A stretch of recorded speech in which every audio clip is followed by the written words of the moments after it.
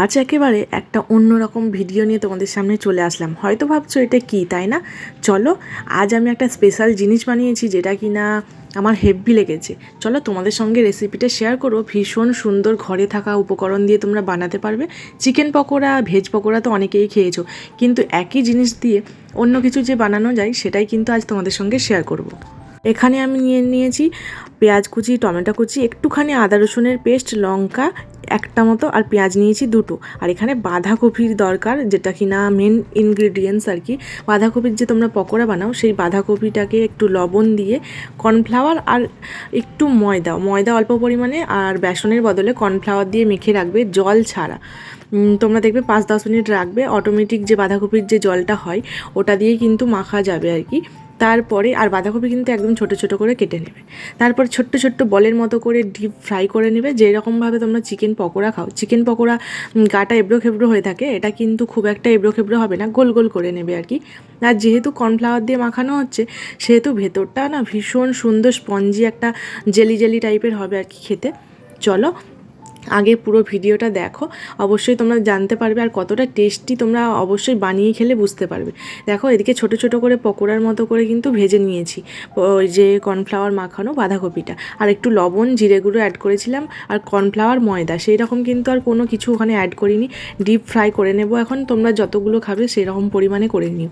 আমি কিন্তু 2 থেকে 3 বার করে নিলাম, ওই 20 থেকে 25টার মতো আমার ছোট ছোট বল হয়েছিল। আর এইগুলো পকোড়ার মতো তো খেতে বেশ ভালো লাগছিলো। আমি তো রান্না করতে করতে একটু খেয়ে নিচ্ছিলাম। সবসময় যে এরকম রান্না করতে করতে খাওয়া হয় সেরকম না, স্পেশাল কিছু হলে অপেক্ষা করতেই পারি না। আর ভীষণ গরম, কিন্তু খেতে ভীষণ ভালো লাগছিলো। চলো যাই হোক, তোমরা কিন্তু না চাইলে ক্যাপসিকাম নাও নিতে পারো, আমার কাছে ছিল সেই জন্য একটু ছোট ছোট করে ক্যাপসিকাম কেটে নিয়েছি, পেঁয়াজ কেটেছি, আর হাফটা টমেটো কেটেছিলাম, তোমাদেরকে বলেইছি।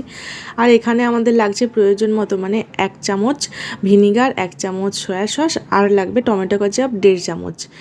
ব্যাস, আর সেরকম কোনো কিছুই লাগবে না, আর কর্নফ্লাওয়ার হলেই মোটামুটি কিন্তু হয়ে যাবে। ওইদিকে তো আমার পকোড়াটা ভাজা হচ্ছে, সেই ফাঁকে আমি সসগুলো রেডি করে নিলাম, যেমন চিলি চিকেনে লাগে আর কি সেই রকম।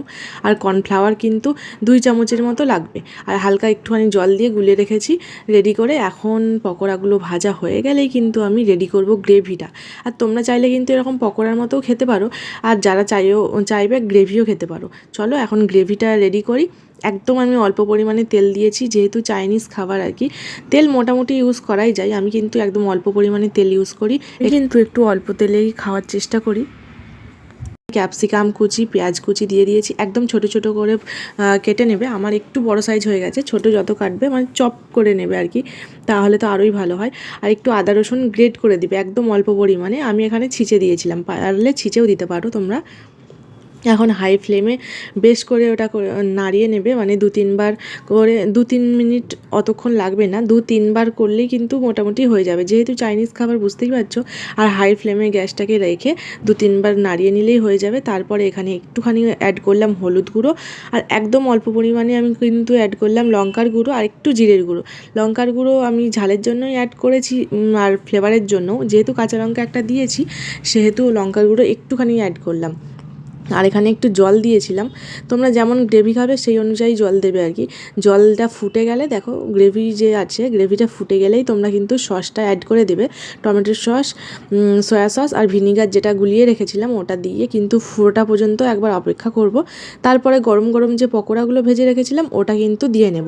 আর এটা দেওয়ার পরে একদমই কিন্তু বেশিক্ষণ ফুটাবো না, ওই 2-1 বার ফুট খাবে, তার মধ্যেই কিন্তু এবার কর্নফ্লাওয়ার গুলানোর জলটাকে আমরা অ্যাড করব, কারণ বেশি যদি ফোটাই তাহলে এর ভেতরে কিন্তু একদমই জুসটা চলে যাবে, আর এটা খেতে একটা অন্যরকম হবে। আর যদি কম ফোটাও ভেতরটা একদম অন্যরকম লাগবে।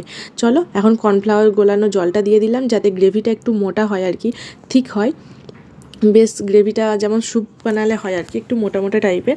আর তোমরা চাইলে এরকম নামিয়েও নিতে পারো, আমি খুব একটা গ্রেভি পছন্দ করি না, যেহেতু শুধু মুখে খাবো আর কি, সেই জন্য গ্রেভিটা আরও একটু কম করে নেব, মানে 1/2 মিনিট থেকে 1 মিনিটের মতো ফুটিয়ে নিয়েছি। দেখো গ্রেভিটা কিন্তু অনেক টেনে নিয়েছে, আর এখন ভেতরটা ভীষণ সুন্দর আছে, ভীষণ সুন্দর। চলো বেশি বকবক না করে এখন প্লেটে সার্ভ করি। আমার এতই লোভ লাগছে যে আমি ভয়েস ওভার দিতেই পারছি না। আমার ভীষণ পছন্দের জিনিস আর কি, এটা হচ্ছে ভেজ মাঞ্চুরিয়ান। আমি যখন গুজরাটে প্রথমবার খেয়েছিলাম আমি তো পাগল হয়ে গেছিলাম।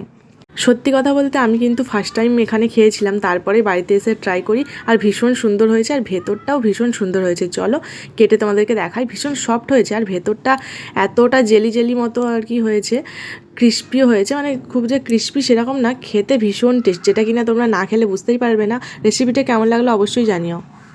এটা কিন্তু বড়মশাইকে বানিয়ে খাওয়াতে ও ভীষণ খুশি হয়ে গেছিলো, আর আমিও কিন্তু খেতে ভীষণ পছন্দ করেছি। সেই জন্য ভাবছি কখনো কখনো যদি সন্ধেবেলা খেতে ইচ্ছা করে, সন্ধেবেলা বানানোই যায়, তাই না? তোমরা কিন্তু বানিয়ে অবশ্যই জানিও যে তোমাদের কেমন লাগলো। চলো টাটা।